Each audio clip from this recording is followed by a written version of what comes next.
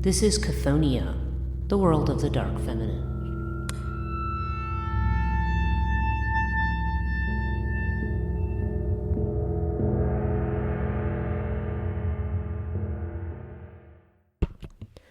Hello and welcome to Chthonia, the podcast dealing with the dark feminine. I'm your host, Breach Burke. This week we are going to look at two what they call daimonic figures, meaning they have to do, among other things, daemons tend to represent forces of nature. In this case, they can be forces of nature, they can be, they're intermediary spirits of certain kinds. But these two are considered to be they're related to a lot of the monstrous figures that we see in, there's a whole, Oceanus and Tethys, and they had bore a whole lot of nymphs and of other water creatures as the titans of Greek mythology. But among them were also a lot of the monsters of the sea. And, like Cato and Phorcys and Kida, I think is how you say that. And they all have given birth to a lot of monstrosities, including things like the Gorgons, for example, including Medusa. So this is the sort of class of being that we're talking about here. And today we are talking about specifically Scylla and Charybdis. Now, Scylla and Charybdis are both both natural phenomenon. Scylla in particular is associated with this particular formation. That actually, if ships are passing through, that she's said to pick off and devour men who are on the ship, and pull them into her cave that is supposedly at this rock formation.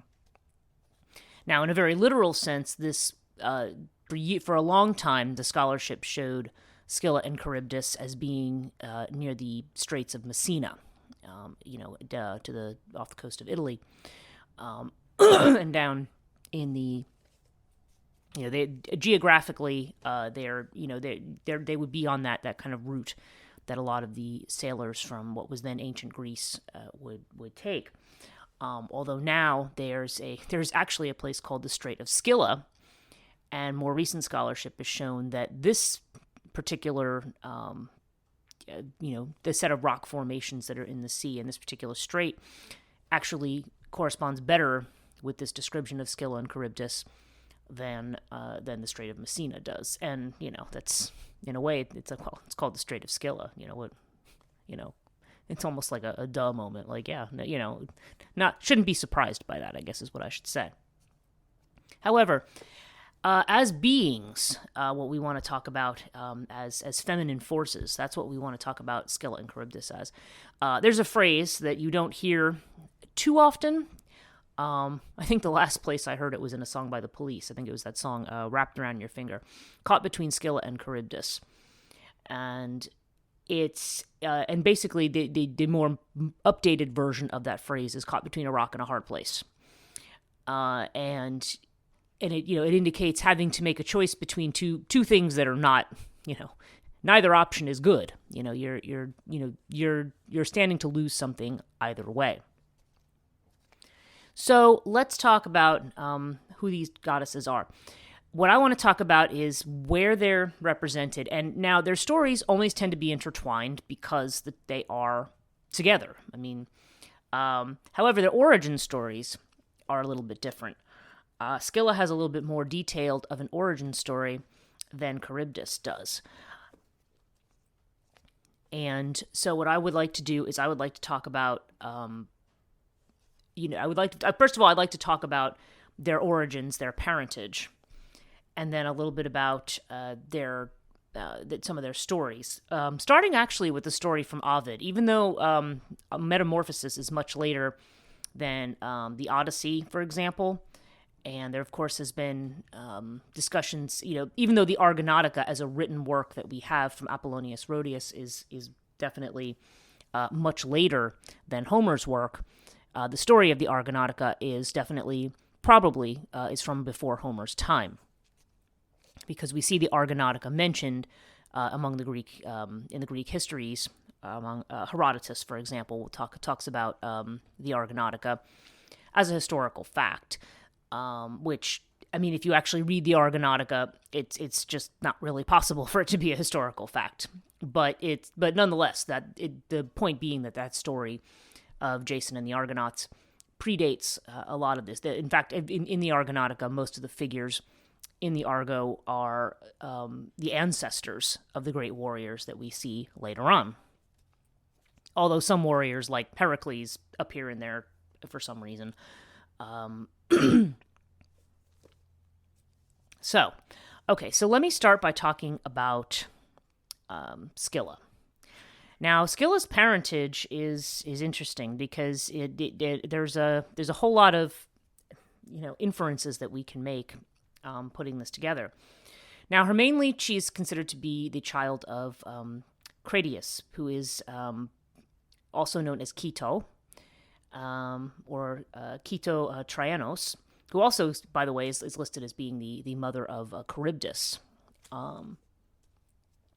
But Cratius is sometimes also confused with or interchanged with Hekate, and sometimes also with the Lamia.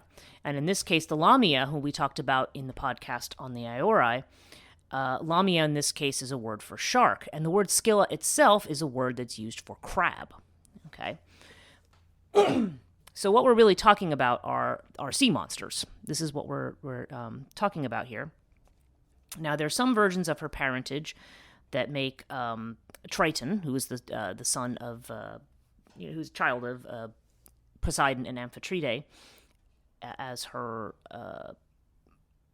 as her parent, and then also Typhus, the monster Typhus, who we see in the Gigantomachy, where Zeus battles with Typhus, was a monstrous dragon-like figure that is said to be the child of Gaia, the Earth Mother, and Tartarus, the depths.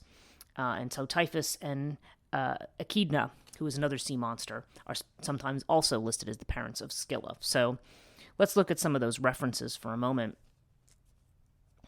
In Homer's Odyssey, we're actually going to look at a little more in depth at Odyssey, Book 12, where Circe is trying to give, or Circe, I should say, is trying to give give Odysseus and his men direction as to how to get back home, and discussing the dangers they faced, including the Sirens and Scylla and Charybdis. So she mentions Cratius there as the mother of Scylla. Stesichorus, from the Scholaist, which is a commentary on Apollonius Rhodius, says that Scylla is the daughter of Lamia, the shark. Pseudo-Apollodorus makes her the daughter of Cratius or Trianos, the three times. Okay, the thrice born or three times born monster, and Phorcus, who always is Phorcus is basically one of the progenitors, is a monster himself, and is the progenitor of a lot of other monsters.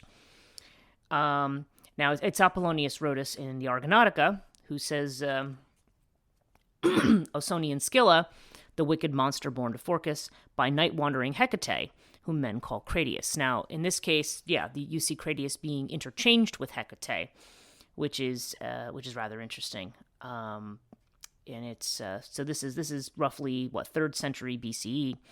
So this is around the roughly we're getting into the Platonic period and later. So in this case, Hekate ends up having the is interchanged here with Quito or Cratius. Well, we'll see actually why that might make sense here, or why that might have been done. Okay, and it was Pseudo-Hyginus the Fabulae who says from Typhon the giant and Echidna were born Scylla in a long list of monsters, and Pliny the Elder refers to the town of Scyllaeum and the river Cratius, known in legends as the mother of Scylla. So in this case, Cratius is known as a kind of a river nymph, or a river goddess. So we're dealing here with, nonetheless, regardless of how we look at it, whether we're looking at underworld monsters, whether we're looking at other nymphs or other elemental types of creatures, what we're looking at here are what they call daemons. And daemon in Greek means something very different from what it means in, from the term demon that came out of it. Now, a daemon, there's a couple different inflections there.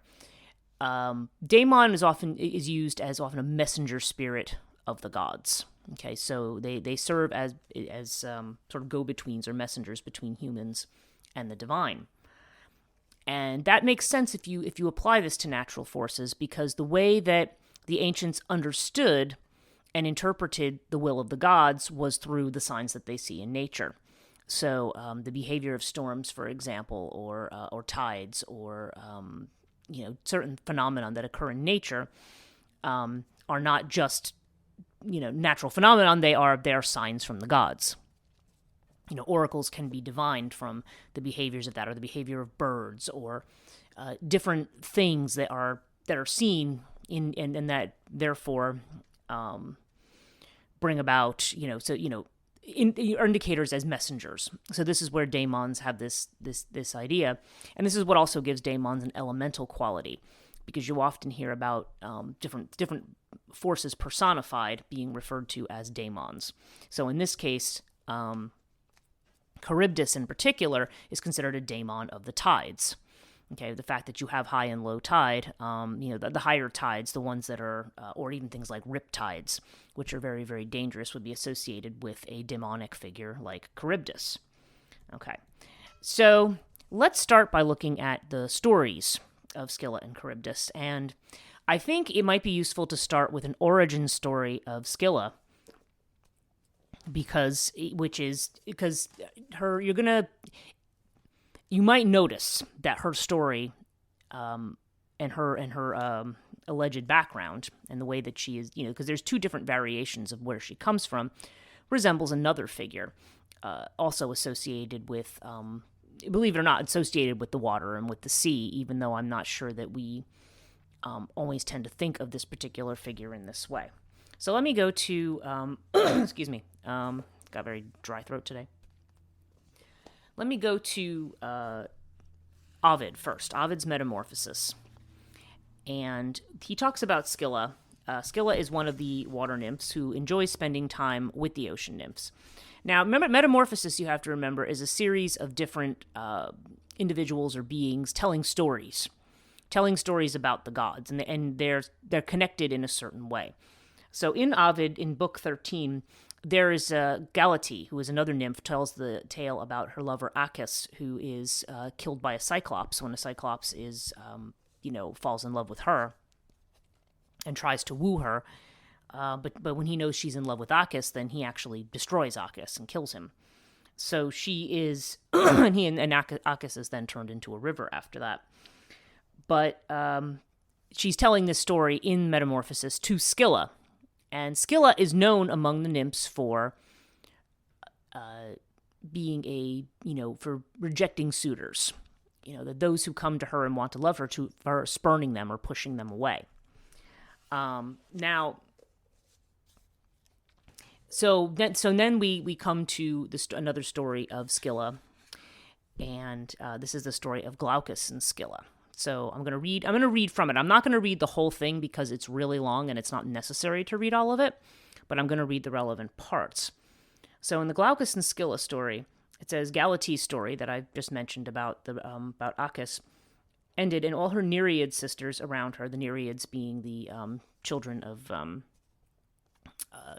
they're basically all ocean spirits. There's about 50 of them, and they're relating to ocean, seas, rivers, lakes. Not really maybe so much the ocean, but they're considered to come from from Pontus, from the primordial sea. The Nereid dispersed as they swam to their homes through the peaceful waves. But Scylla returned to the shore, for she dared not trust herself to the open sea, and she either roamed unclothed on the thirsty sand, or when she was tired, she would look for a landlocked cove and take a refreshing bathe in the swirl of a seawater pool. Suddenly, skimming the waves, there arrived a new sea dweller, Glaucus, who'd recently suffered a change of shape in a Boeotian Antheodon. As soon as he sighted the fair young girl, he was snared by her beauty, and said whatever he hoped might prevent her running away. But his words were for nothing, as she fled fast as she could in her terror, and climbed right up to the top of the mountain adjoining the shore. So they talk about this huge crag facing a strait, peaks in a single point and slopes well covered with trees far into the sea. Here Scylla was safe, and she came to a halt. Now, she gazes at Glaucus in awe, because she's not sure about him, and he tries to speak to her again, but and there's his long speech, which I'm not going to read. And then it says, so he talks about the way in which he comes to be this sea god. She says, but what is this form worth? What is the point of the sea god's approval of being a god if it means nothing to you? The god was still speaking and would have said more, but Scylla had fled. Enraged by this cruel rejection, he made for the hall of the sun god's daughter, the sorceress Circe. Okay, now,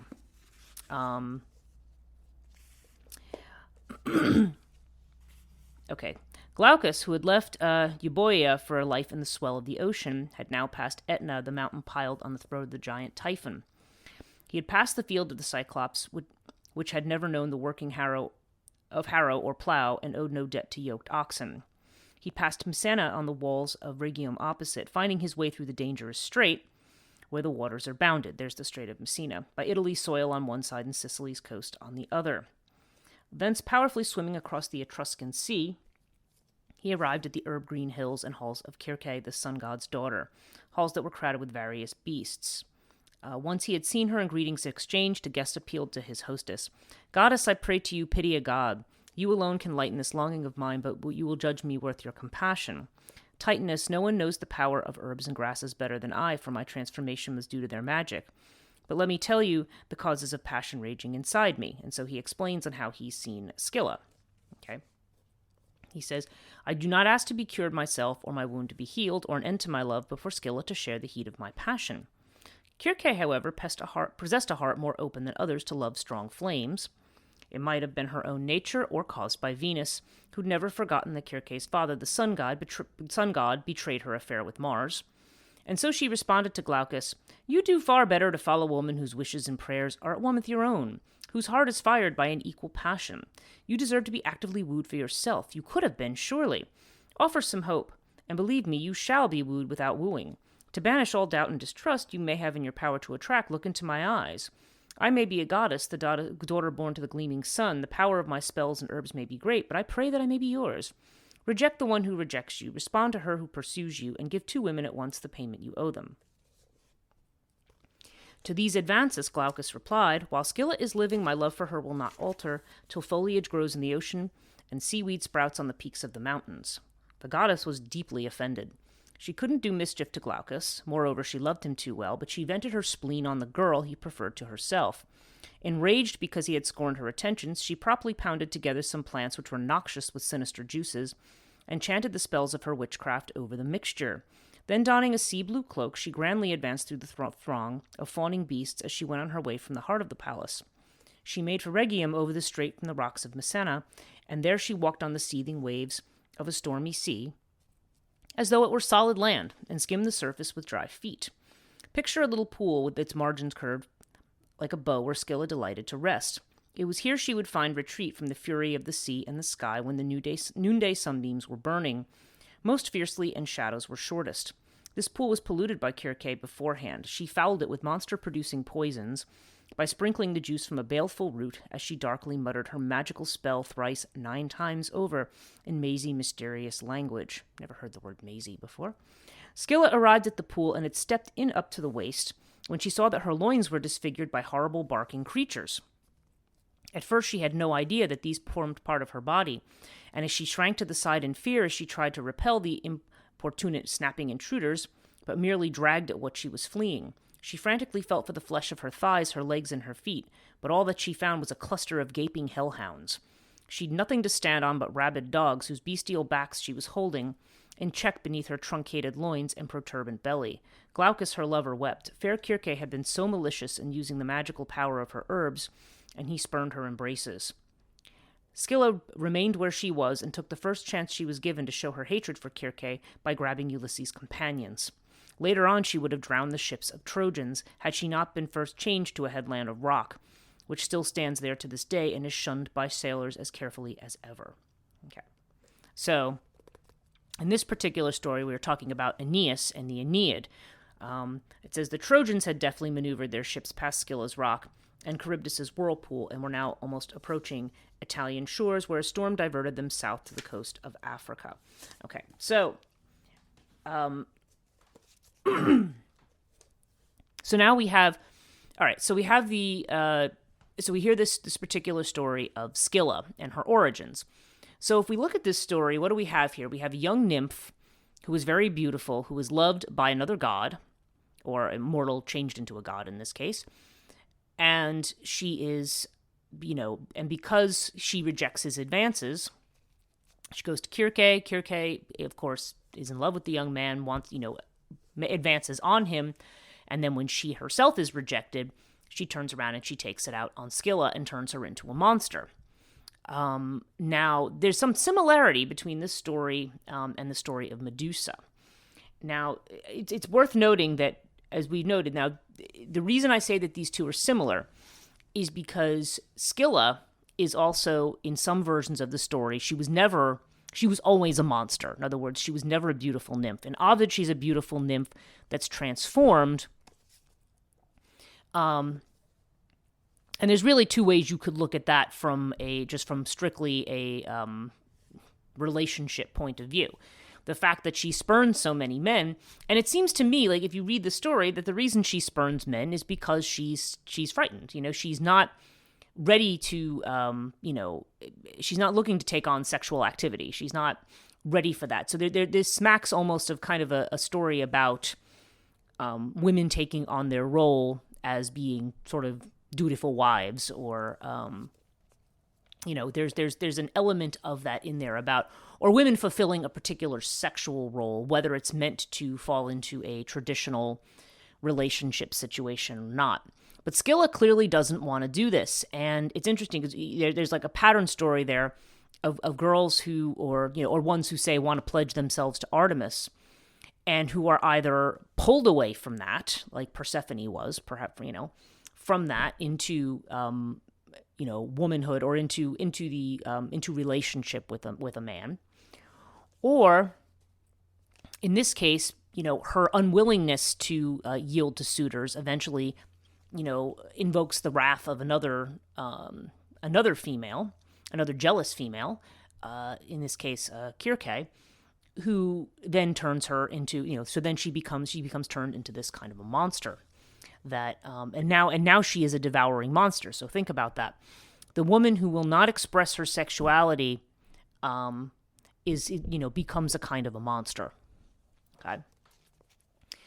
And Medusa, now with Medusa, it is different because Medusa is seduced by Poseidon, and it is worth noting that there is a story of Poseidon, seducing and making love to Scylla, which invokes the anger and the jealousy of his wife Amphitrite. Amphitrite and Poseidon are like the sea version of Zeus and Hera. I mean, it's the similarities between them are pretty astonishing. Although Poseidon tends to have a bit more moody and have a bit more of a temper. And supposedly Poseidon had also made love to Medusa in the temple of Athena, invoking her wrath, because there was this idea that Medusa somehow thought she was. And there's some versions of the story in which Medusa says, "Oh, I'm more beautiful than Athena," or there's almost an act of hubris there, or that mating with the god becomes something that turns you into something monstrous. So in the case of this other story of Poseidon and Scylla, Scylla becomes a monster because Amphitrite then turns her into a monster, in the same way that Athena, in that one version of the story, turns Medusa into a Gorgon.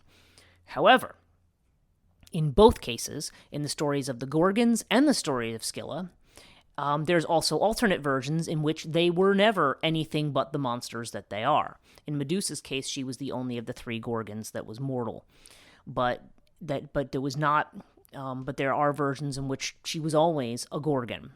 She was not. There was never a time when she, was something else. These other stories seem to have come later on. And it seems very interesting to me. I don't necessarily think that these are meant to be didactic in the sense of being morally instructive, but they do reveal this sort of interaction between what you might call, again, speaking in very broad terms, not necessarily about men and women and literal social relationships, although it might be applied there, more about the way these masculine and feminine forces interact. And on that particular subject, let me talk a little bit about the Odyssey. So here's a section in which Odysseus is talking to Circe, and she is telling him in book 12, and yes, it is book 12,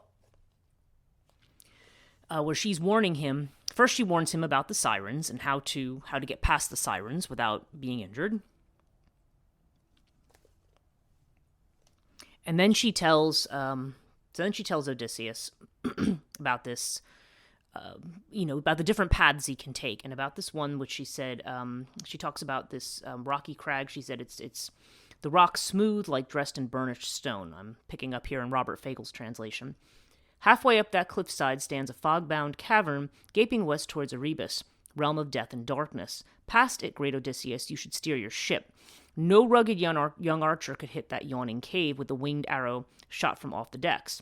Scylla lurks inside it, the yelping horror, yelping no louder than any suckling pup, but she's a grisly monster, I assure you. No one could look on her with any joy, not even a god who meets her face to face.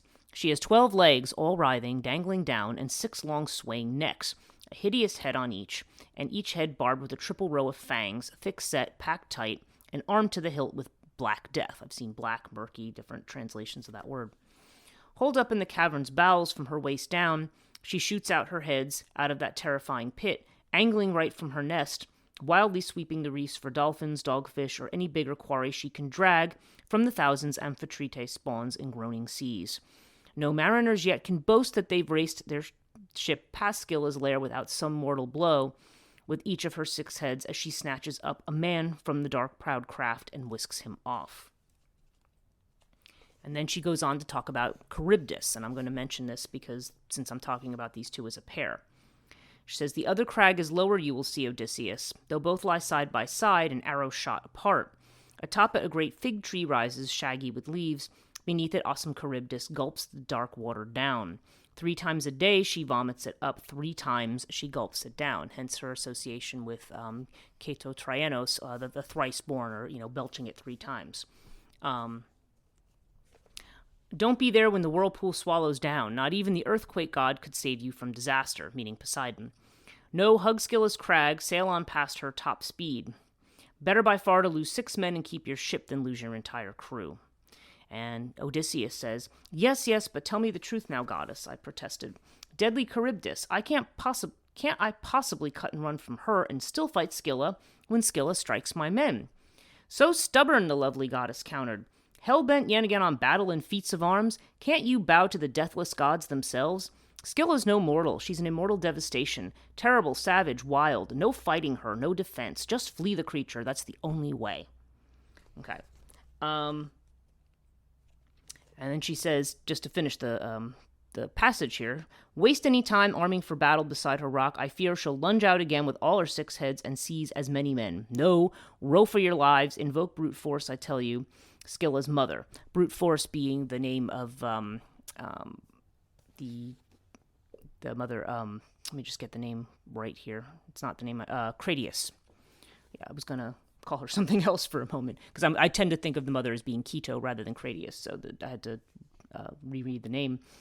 So Cratius meaning in this case saying brute force. I tell you, Scylla's mother, she spawned her to scourge mankind. She can stop the monster's next attack. So in other words, she's saying if you want, the only one who can stop Scylla from actually killing somebody is her own mother. Now, okay. So it's interesting that that Scylla is so here we have it. So there's an interesting dichotomy from the point of view of our subject matter. You see Odysseus wanting to, when he hears about Scylla and Charybdis, he's saying, yes, but can I avoid Charybdis and fight Scylla? And Circe is like, no, you can't. You can't fight her because you're not going to win. And that's an interesting way of thinking about, because again, Odysseus is only strategizing. He's a favorite of Athena, And Athena does tend to represent this female force that appears within war. But Athena is an Olympian, and Scylla is very much a chthonic deity. And she's trying to tell him, you don't have power over the chthonic. You're not going to make it. Your men are not going. You're going to actually make it worse. You need to yield to the chthonic, and allow it just to take what it's going to take. So that's, and so that's interesting. The idea of, giving the devouring feminine its pound of flesh, without trying to fight it. Okay. So that's an interesting thought to hold on to there. Okay. So I would like to, so we talked about her in the Odyssey. And then, of course, there is the point at which Homer and his men do actually pass, Scylla and Charybdis. And so here, later in the Odyssey, I'm actually going to read this one from theoi.com. It's a slightly different translation. So he says, so as they passed the islands of the Siren was hardly left behind when I, Odysseus, saw smoke above heavy breakers and heard a great noise. And then he addresses his crew, to you, steersmen, keep the craft away from the smoke and breakers, and rather make for the rock yonder, lest unawares you should let the ship drive the other way and bring us all to ruin. So I spoke, and at once they obeyed my words. I stopped short of mentioning Scylla. In inexorable horror, the crew in fear might have left their oars and huddled down inside the hold. And here I let myself forget that irksome command of Circe's.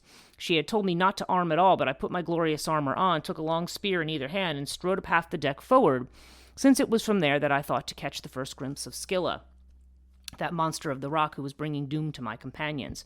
I could as not yet spy her anywhere, and my eyes grew tired as I peered this way and that way towards the misty rock. So with much lamenting we rowed on into the strait. This side lay Scylla, and that side hideous, fashioned, fiendish Charybdis. We had looked her way with the fear of death upon us, and at that moment Scylla snatched up from inside my ship the 6 of my crew who were the strongest of arm and the sturdiest. When I turned back my gaze to the ship in search of my companions, I saw only their feet and hands as they were lifted up. They were calling to me in their heart's anguish, crying out my name for the last time.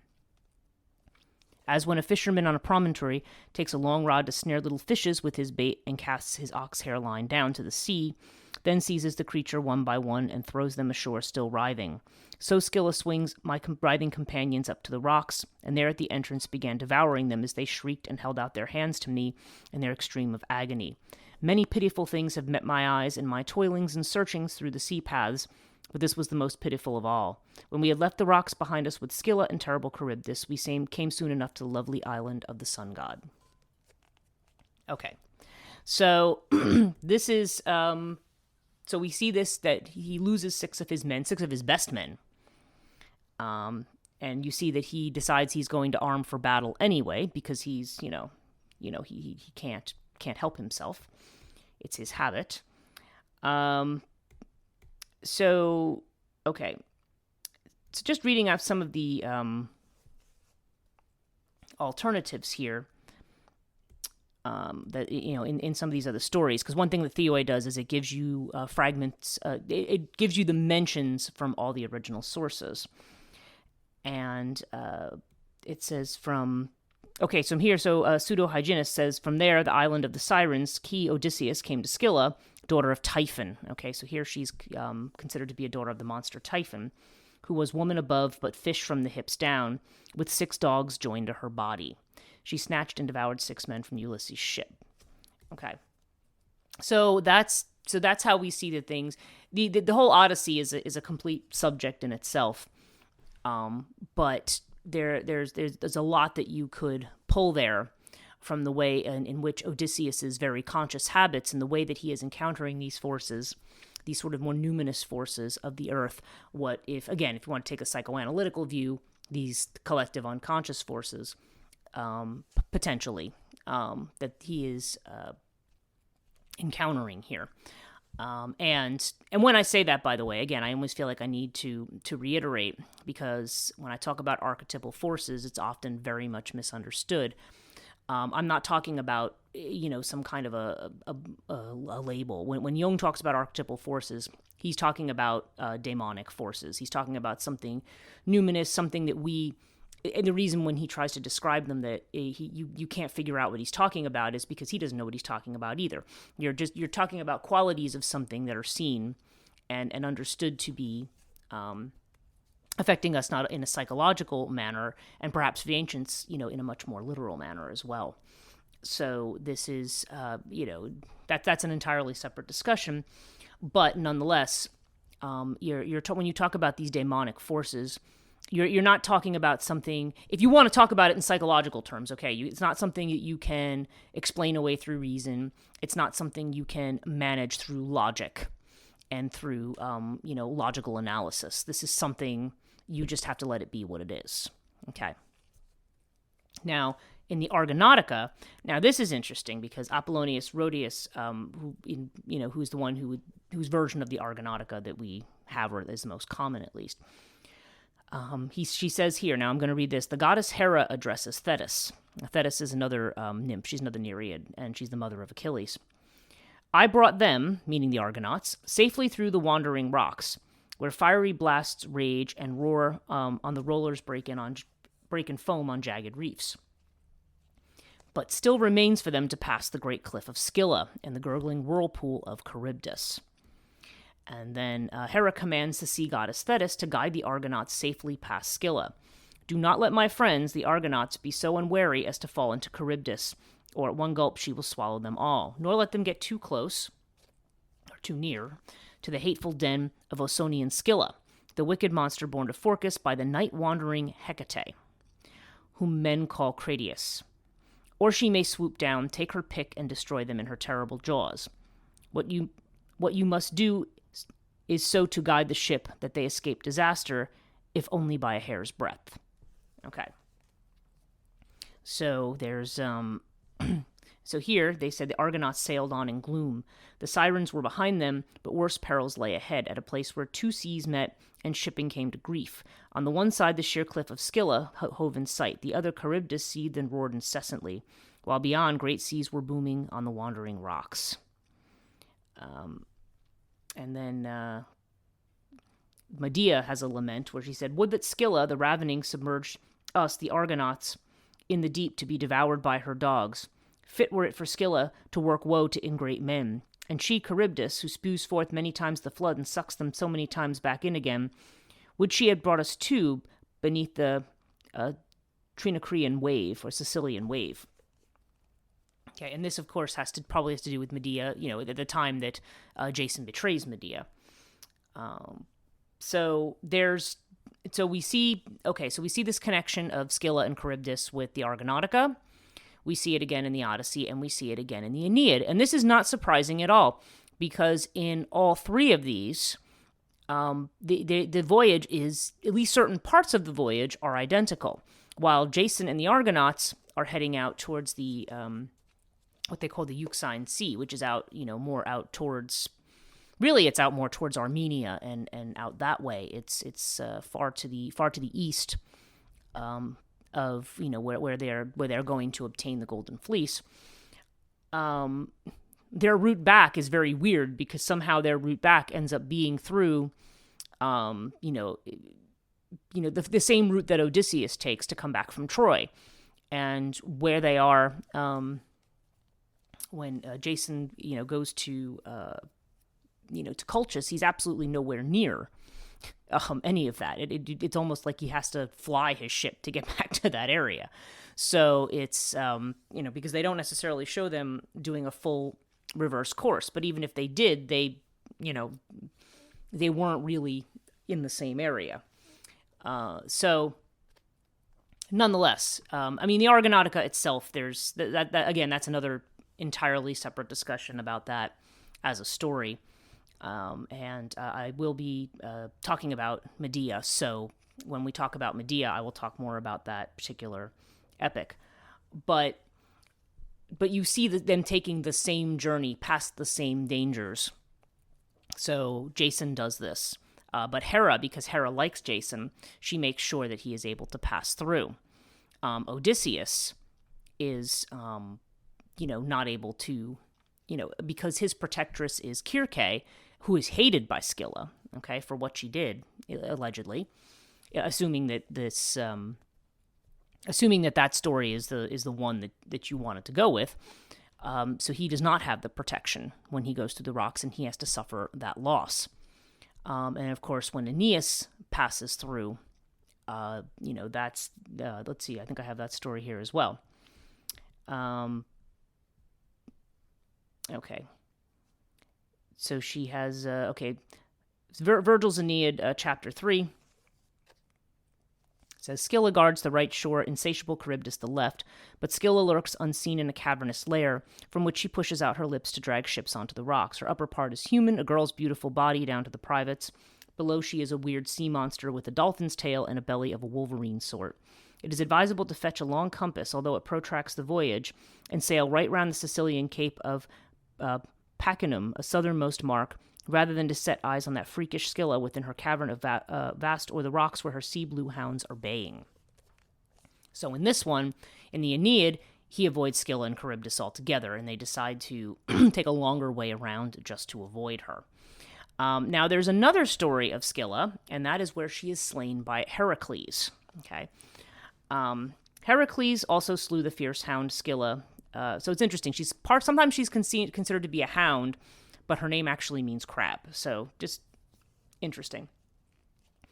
That watched the narrow straits of the Ausonian Sea, fishing over her cave, the bull-slaying lioness, whom her father, Phorcys, restored to life, burning her flesh with brands. She who feared not Leptinus or Persephone, the goddess of the underworld. Okay, so, all right, so we see that Scylla is killed by Heracles.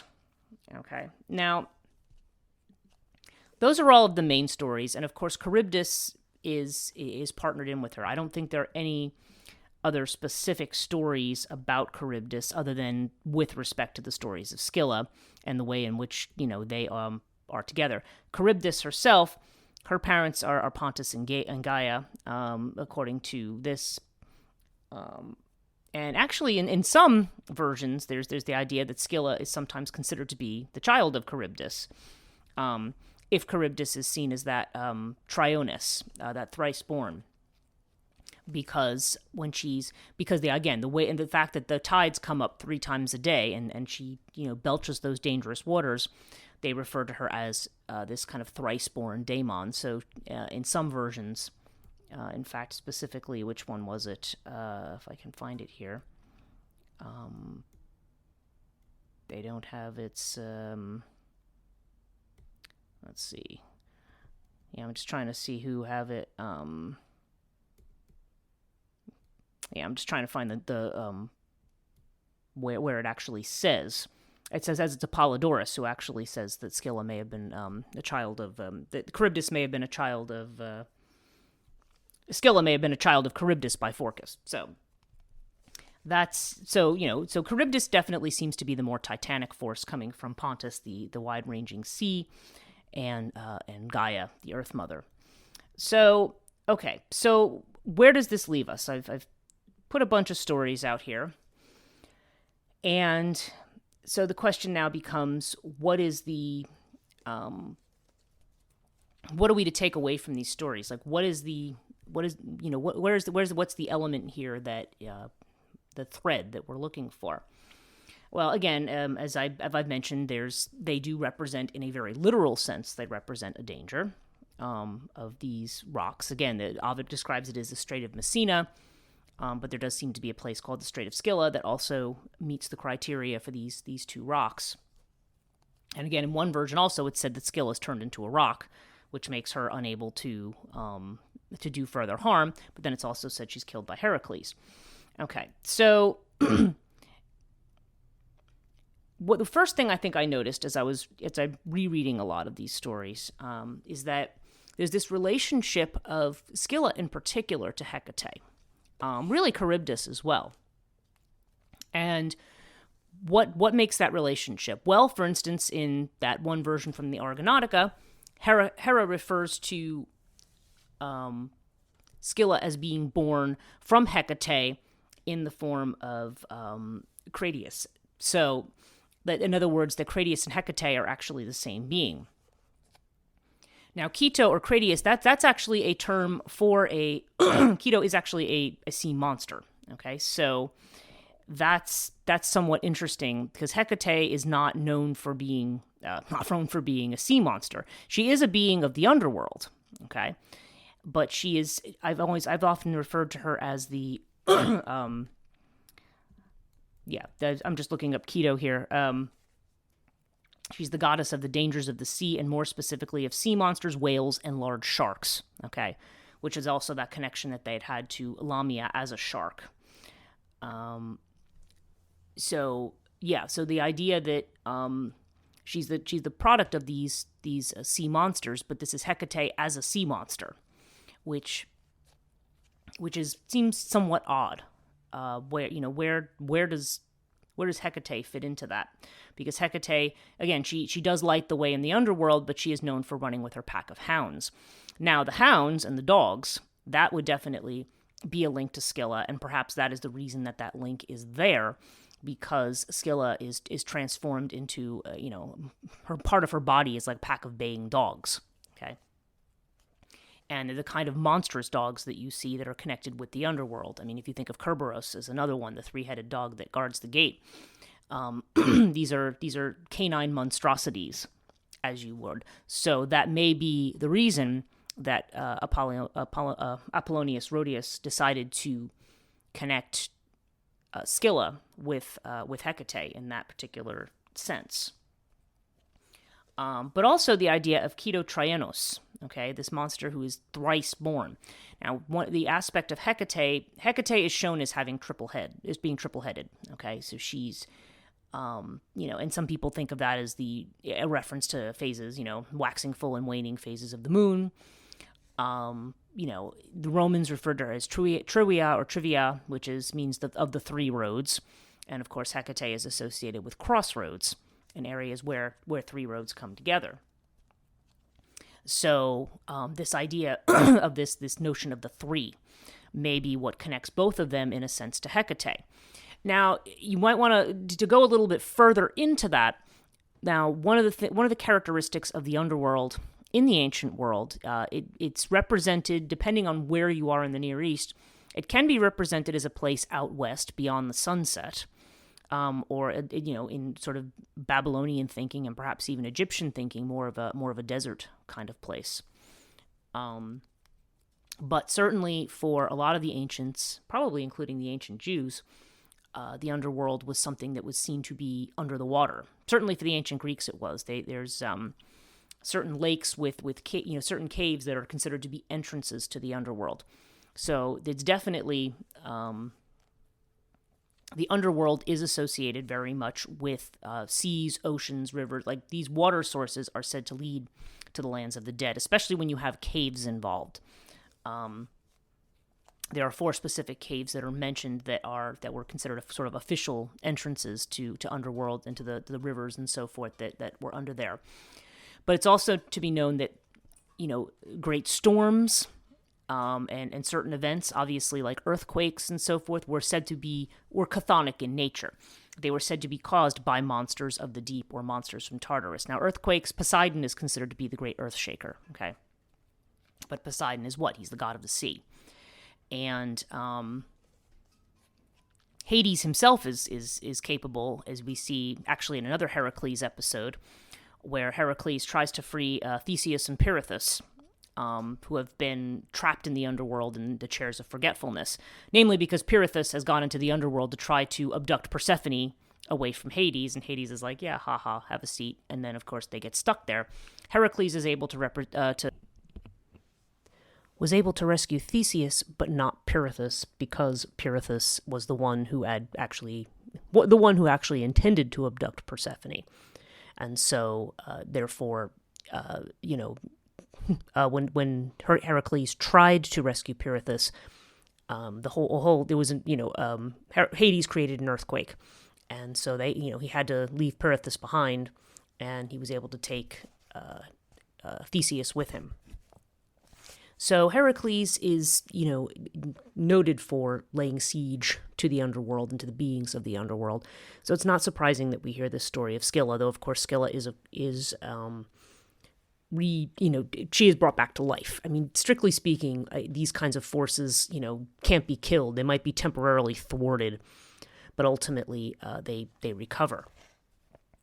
So let's talk a little bit about Charybdis, because we've been talking a lot about Scylla. Now, honestly, it's because there's a lot more of the stories relating to Scylla than there is to Charybdis. So there's just a really short passage about her. Generally, as you've seen as we've been going through this particular episode, that there is a relationship between the two of them. One is the rocks that could, pick sailors off because of the way that it is. It's a dangerous for ships to pass underneath it. But Charybdis is that whirlpool on the other side that will, eventually suck ships down. So it's, so they sort of work in tandem. They're a team effort there. Now, the way Charybdis is described as a sea monster whose gigantic whirlpool swirled in the Straits of Messina, or the Straits of Scylla, as we've said, opposite the cliffs of the monster Scylla. She was probably the daemon of tides, with her thrice daily sucking and expulsion of waters mentioned by Homer, imagined as the cause of the high and low tides of the day. Now, this is from theoi.com, like a lot of the other information that I have, which I will always recommend as being a very good site. If I've said that already, not to repeat myself, I'm actually re-recording this part of the podcast because somehow, those of you who remember, I tried to post this one and it was completely messed up. I don't know what happened to it. So I'm keeping the bits that are good, and then I'm re-recording the stuff that I think got missed. So, so there's they mention here the ancient Greek scholia on the Odyssey in particular, because we had talked about the Odyssey and the way in which Odysseus was told to pass by Scylla and Charybdis. We've already talked about that.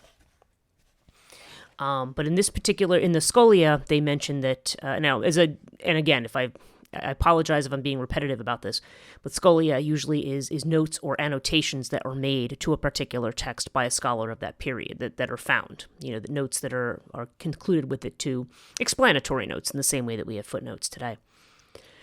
Gave several different accounts of the origin of Charybdis.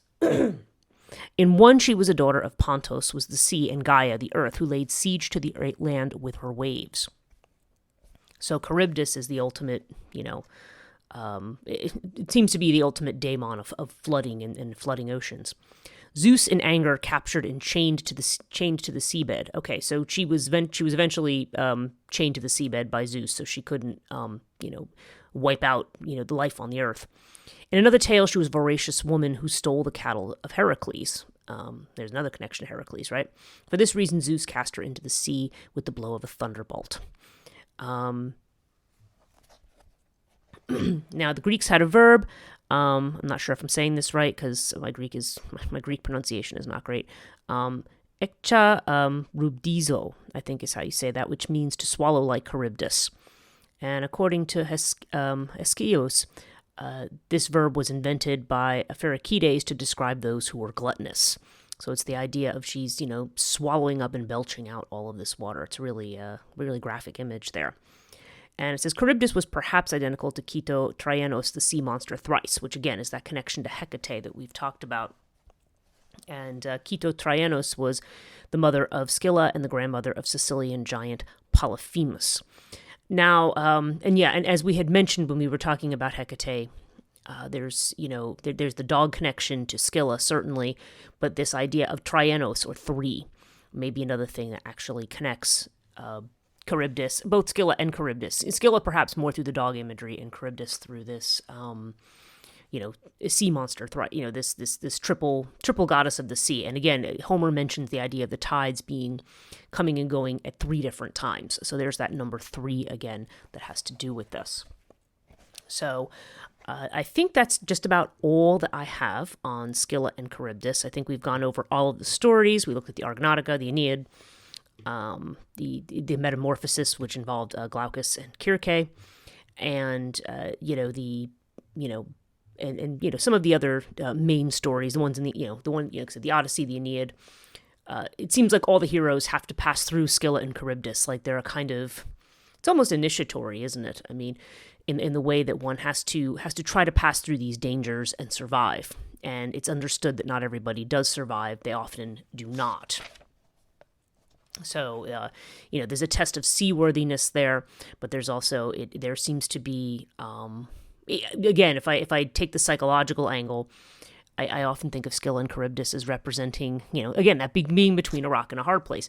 When you have to make these kinds of decisions about things that they just, there just seems to be no right answer. Whatever choice you make, there's going to be negative fallout. Like, there's no way to make a choice where there's not going to be something bad that happens, except in this case of the Argonautica, where Hera has Thetis specifically try to guide them through, but they're still only getting through the breadth of a hair. So it's still an extremely anxiety-ridden kind of a trip. So that's, I think, all that I really have to say on the subject of Scylla and Charybdis. I want to thank you again very much for listening. If you like this podcast and would like to support it, please visit patreon.com/Chthonia. You can see all of my work at chthonia.net. It's a work in progress right now. Well, I'm trying to put together, a number of different things. It includes lists of my publications in addition to the podcast itself, and then also my school Scholars of the Borderland, which is being, new stuff is going to be recorded for that over the course of this particular spring, 2022, and it will be ongoing. So I'm going to have full classes that are more expensive, and also individual lectures that are only, in the range of $15 each. So please do check them out if you are interested in that material. You can also follow me on social media if you don't already. It's Chthonia Podcast, 2 words on Facebook, 1 word on Twitter and Instagram, and just Chthonia on YouTube. I want to say thank you to all of my patrons who have continued to support me, which makes me, I'm very happy, and I'm very pleased and humbled that some of you have stuck around for a long time, even in my sort of active versus inactive periods, as I think a lot of creators end up running into, stuff happens and you don't get as many things done as you expect. But, so thank you once again, and till the next episode.